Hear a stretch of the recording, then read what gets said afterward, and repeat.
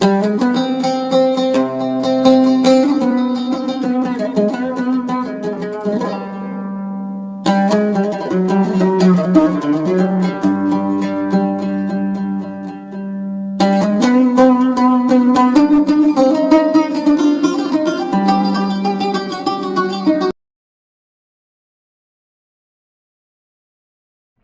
right, hello everyone, and peace of Christ to all of you.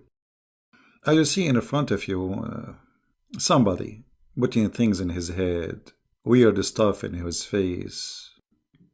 And this is exactly how I see the Prophet of Islam, a man who is looking for attention. Islam is the most silly cult. Not only it's stupid, I call it silly. I mean, to the point, it's even boring. And today we will give you examples of those silliness. Today we will mention some stories from Shia and Sunni, so the Shia will not be upset we are not mentioning them, and the Sunni will not be upset that we are talking only about Shia belief. We will start with the Shia. This is the book, it's called Madinatul Ma'ajiz, which means the city of miracles or like impossible things. Volume number 2, page number 411. Actually, let us read page number 410. While the Prophet of Islam, he was in the house of his wife, or one of his wives, an angel came down to him, and he have 20 head, and every head have 4,000 tongues. So if we say 4,000 x 20, that is 80,000 tongue. Okay. I mean, the more tongues he have, the more powerful he is, isn't it? So Allah created for him 20 heads, and every head have 4,000 tongues. Now, I mean, can you imagine how disgusting this is? Is that an angel of God? This would be scary. This is disgusting. Because the tongue will look like a snake. And like you open your mouth and there's like 4,000 snakes coming from your mouth. And then every tongue he prays Allah in a language not like the other one, which means every tongue speak a language. So now that means there's 80,000 languages. And the size of his hand is bigger from the 7 skies and from the 7 earth. If. Hold on.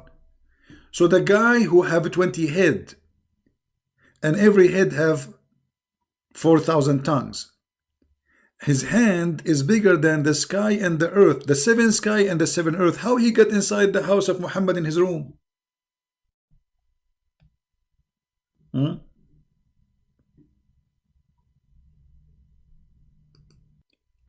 By the way, some Muslim, they might say to you, here is line in the translation. Let me use Google browser, so we can use Google translation. You know what I mean? Google is not too much accurate, but better than nothing. Here we go. This is, I will use Google. I will click in front of you, translate to English. All right. It says,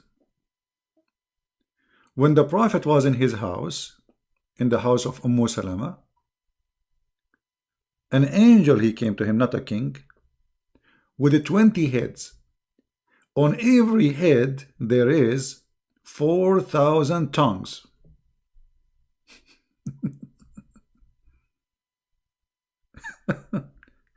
And his hand is wider than the 7 heavens and the 7 earth. By the way, Muslims, they believe there's 7 earth and 7 heavens. 7 Menjadi, 7 tree, 7 galaxies, 7. Now, if you are a Muslim and read and learn about your Prophet, and this is what you learn, how much silly you feel to be listening to this. Then the Prophet said to him, "Oh Jibreel, you have never come to me in such a picture." Muhammad, he said to him, "You never come to me like this before, huh?" Then the angel, he said, "I am not Jibreel, I am Sarsasil." And look at the name. The name Sarsar is coming from like a cockroach. Sarsail, Muhammad, he learned that the Jews have angels, they end with il, so now he start adding names. Sarsail. I'm not Jibreel, I am the angel Sarsail. If. I am Sarsail. Allah sent me to marry the light from the light. If. Who is the light who will marry the light? Your daughter Fatima to Ali ibn Abi Talib. Because the Shia, they believe that Muhammad and his families, they are made of light. So Allah, he sent this angel who have a 28, look like this guy, he is a specialty, is a wedding ceremony. You know, like, no, there is people who do wedding, preparing for wedding party, etc., etc. And then the Prophet, he married Fatima to Ali. But who was the witnesses? Who was in the party? Guess what? There was a Jibreel and the angel Mikael and the angel Israfil and the angel Sarsail. All the ill angels. The Prophet, he saw in his shoulder, it's written, "No God but Allah," and Muhammad his puppet. I mean his prophet. It's written tattoo. Allah, he do tattoo to his angels? Me. And Ali is written not only that, not only Muhammad is his prophet and Allah is God, no. And Ali is the one who proved, like, let us say, he give the proof. Or he proved the argument. This is written between the shoulders of the angel Sosail. And you people don't want to believe.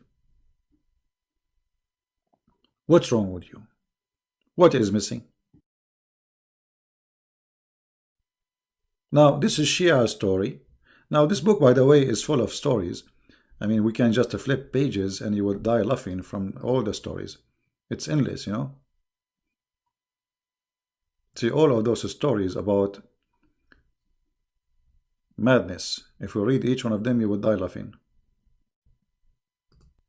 Yeah, let us see page number 411. Yeah, they are repeating again the same story. But there is some difference in the details. Here in the series, in the story here, it says, look, in the other hadith, it says his name is Sarsail. In this hadith, he asked him, "What's your name?" He said, "My name is Mahmud." Mahmud. What you can say? We have to admit, Islam is a fantastic religion. This is why I say to you many times, if you are laughing at the books of the Sunni, just wait until you read the books of the Shia. It's way more stupid. And then Allah, Prophet, he asked him, like the conversation continue. Muhammad, he said to him, "Since when this is written between your shoulders, like his name and the name of Ali, you know? Since when this is written between your shoulder?"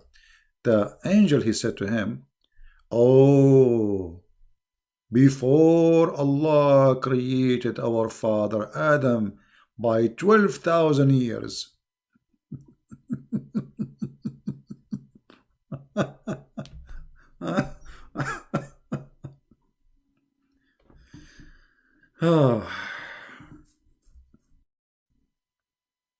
What we can say. Now, let us just to be fair, let us stop for a second from the books of the Shia and goes for the book of the Sunni.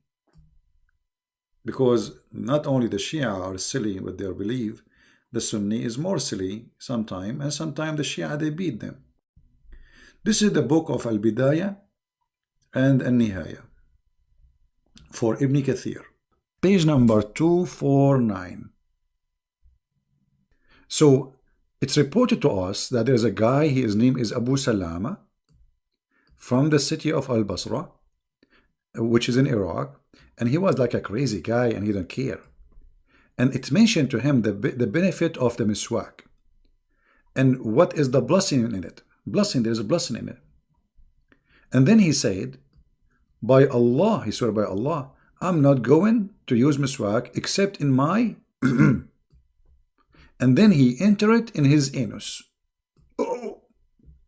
And then after he entered it in his anus, he took it out. And then after that, after 9 months, brother, he was suffering in his belly.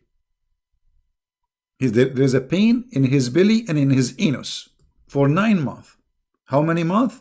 9 months exactly. After the date he entered the thing in his anus. And then after that, he gave birth to a rat.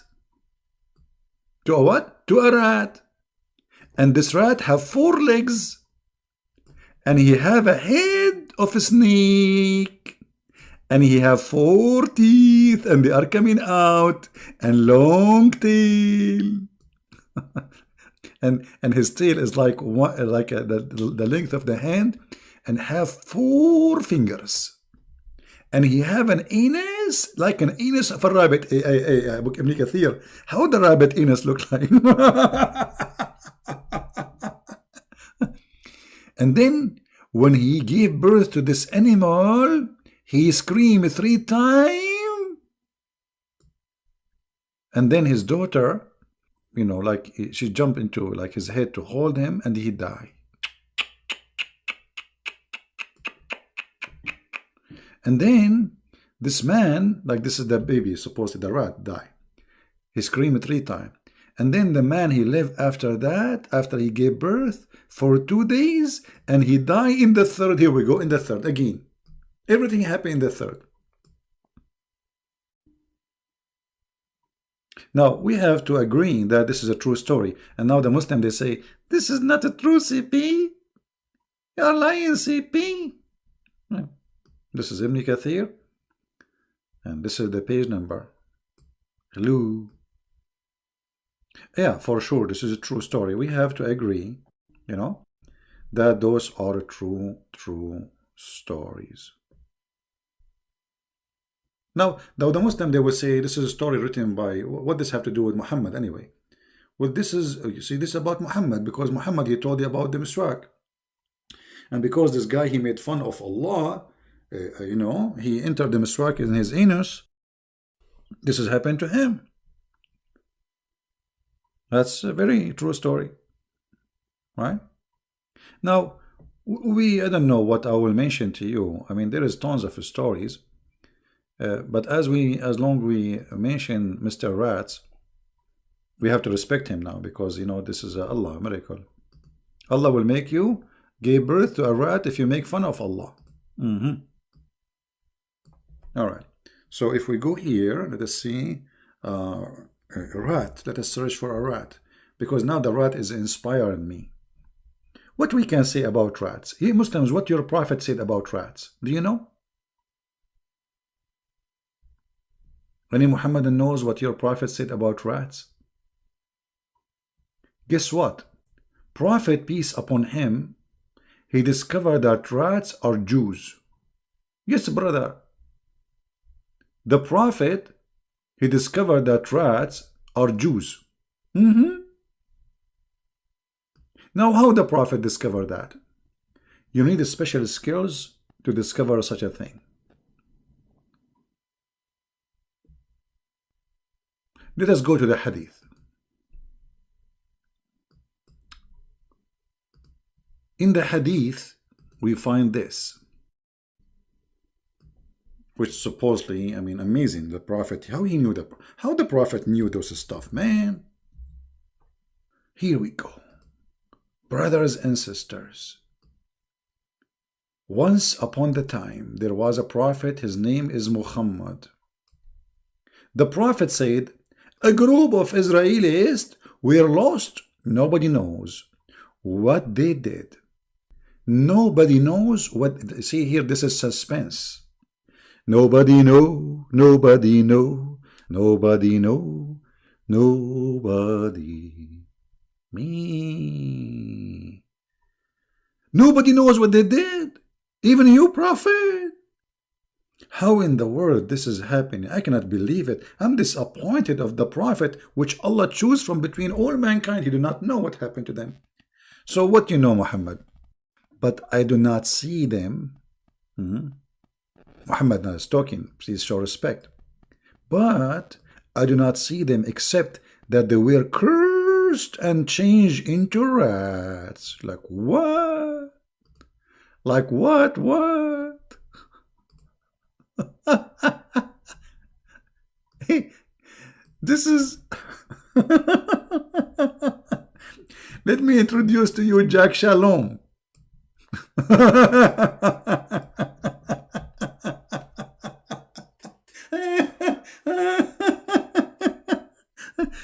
I mean, you see, you have to admit, Muhammad not only stupid, obviously he is speaking to a bunch of stupid. If this is a prophet telling a prophet story, what about the one who is listening and believing?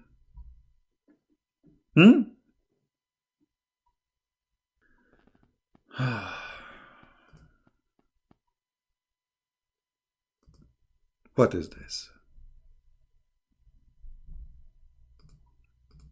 Allah, He made the Jews rats. What happened? Look, brother. The Prophet, he used to work for the CIA, and his job is to analyze information. So what happened, brother? He was observing the behavior of rats.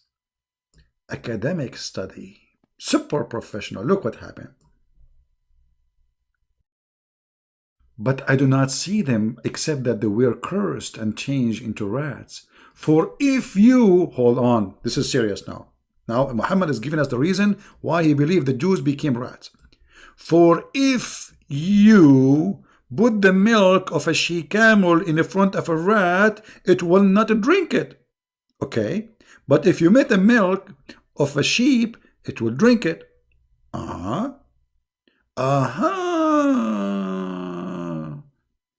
Super duper intelligence. Muhammad, he knew that the Orthodox Jews will never drink a she-camel milk. And the rat, they are not drinking she-camel milk. So obviously, this rat, he was an Orthodox Jew.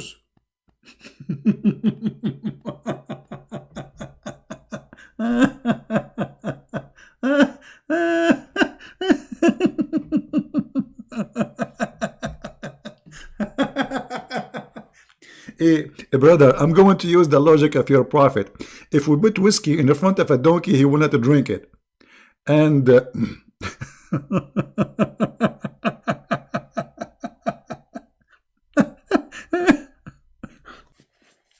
this is deep. I mean, this is deep. The prophet discovered that those are Jews. So Allah, he cursed them. Look, they are not acting like Jews. No, he cursed them. Look, they were cursed and changed into rats. So now they are rats, but still they are observing the law of Moses. They are what? They are rats, but they are following the Torah. So imagine the rat, he's opening the Torah and he is shaking his head. Okay, now he's reading the book of Genesis.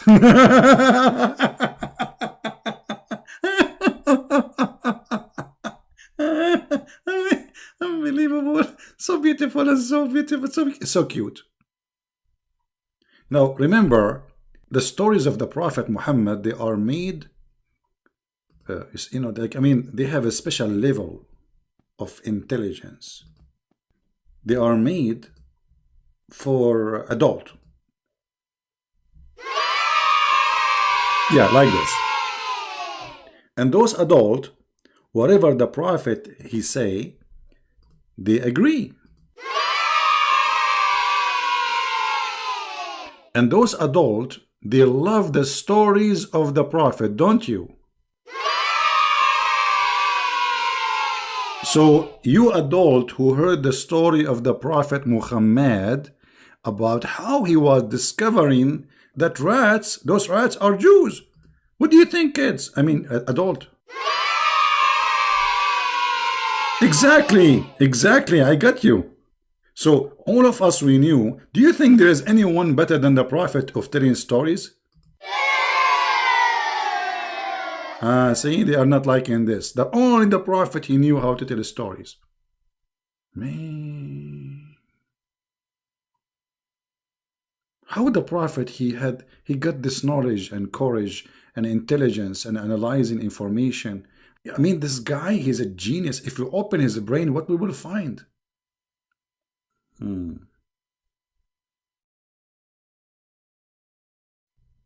Muhammad, because he hate the Jews.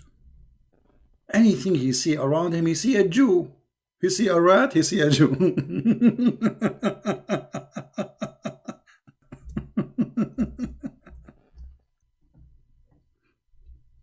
You know, if you go in the Quran, just to show you more funny stories from the most funny, stupid book ever written, supposedly considered holy, that the Jews, they broke the Sabbath by fishing.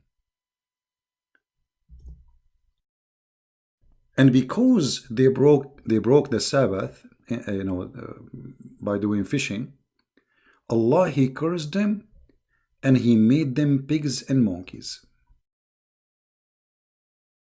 Now the story here get more interesting and more stupid, introducing to us a very stupid man, his name is Muhammad, claiming that Allah, he made the fish come only in Saturday, and he made the Jews suffer.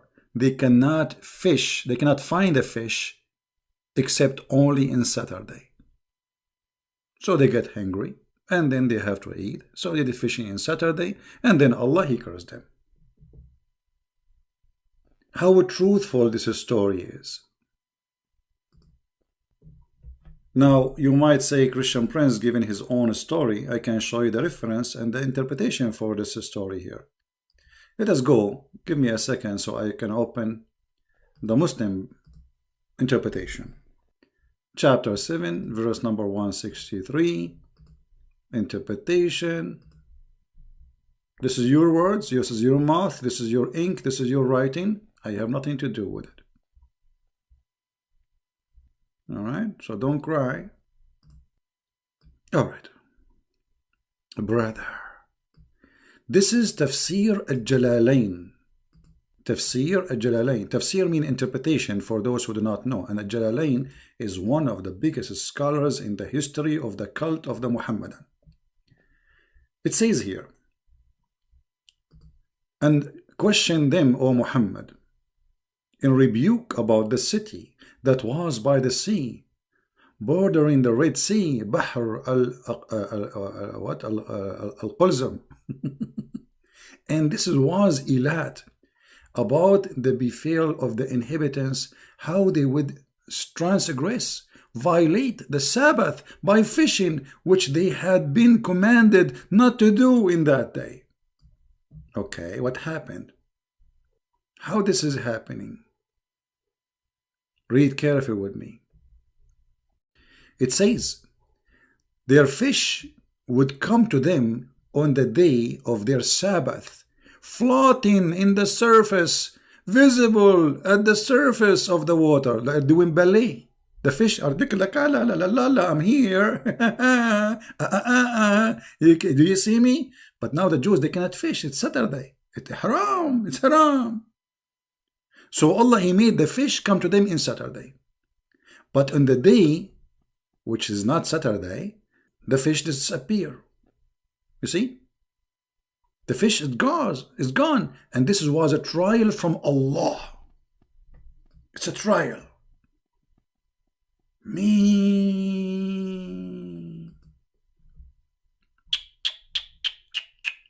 This is Quran. This is Quran. This is not shish kebab. This is the best of the shish kebab. Hummus. If you don't like Jalalain, by the way, we can change that interpretation for you. We can go to Ibn Kathir, potato, tomato. I mean, it doesn't matter. Here we go. This is Ibn Abbas, the cousin of your prophet.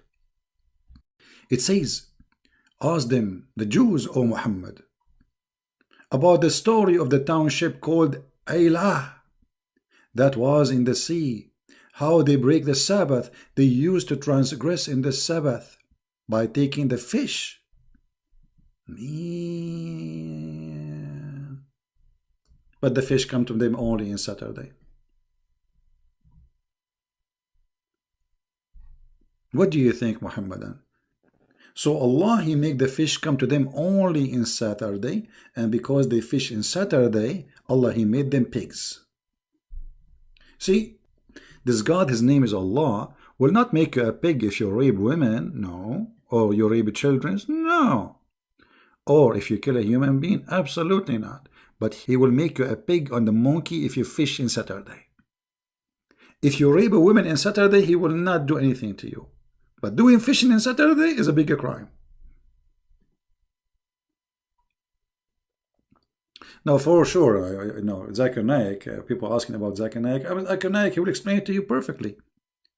He will say to you, I thought myself I was fitting in the sea, and I thought I do with men, and it was Saturday.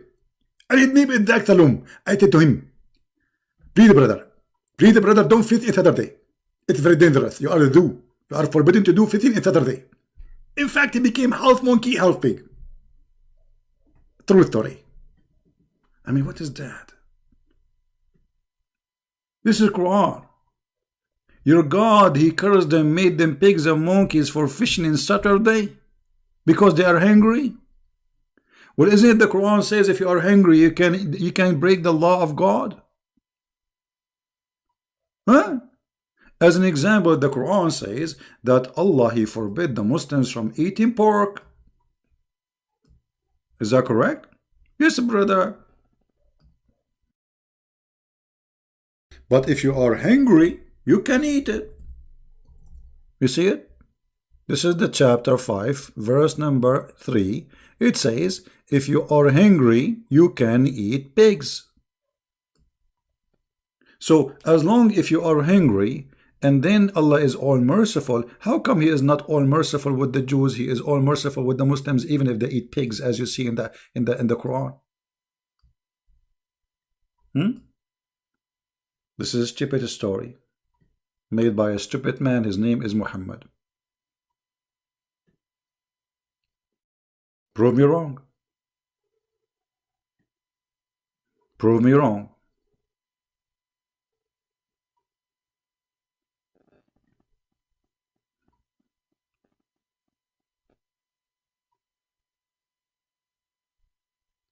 So my brothers, my family, there's one thing only I can be sure from, that there is one name. His name is the Messiah.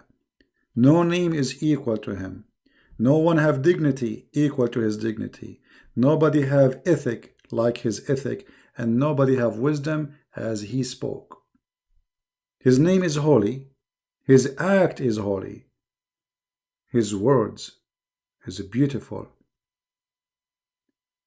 His words is miracle. He say and He do what He say. He asks us to forgive, yet in the cross He forgive those who they are killing Him. Literally.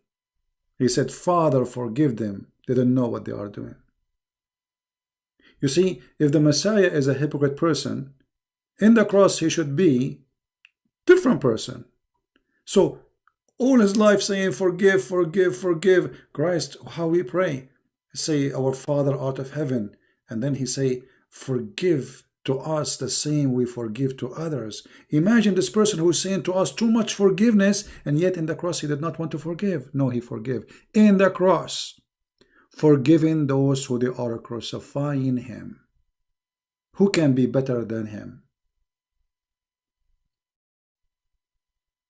So if there is something I can be proud about, it's me following the Messiah. Otherwise, me, myself, I'm no one. So again, thank you. May the Lord bless you. Christ is Lord. Islam is false. Take care.